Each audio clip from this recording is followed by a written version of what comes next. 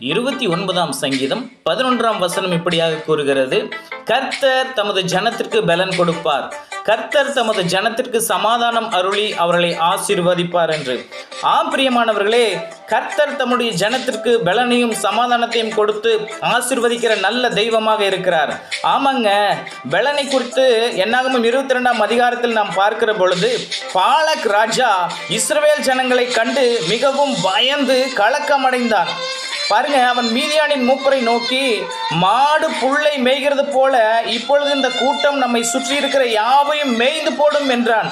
மேலும் அவன் பீலையாமிடம் ஆள் அனுப்பி, எகிப்திலிருந்து ஒரு ஜனக்கூட்டம் வந்திருக்கிறது, அவர்கள் பூமியின் விசாலத்தை மூடி எனக்கு எதிரே இருக்கிறார்கள், அவர்கள் என்னிலும் பலவான்கள் என்றான். அது மாத்திரமில்லைங்க, யாத்திராகமம் 1ஆம் அதிகாரம் 19ஆம் வசனத்தில் பார்க்கிற பொழுது மருத்துவச்சிகள் சொல்றாங்க, எபிரேய ஸ்திரீகள் நல்ல பலமுள்ளவர்கள் என்று. ஆமேன்.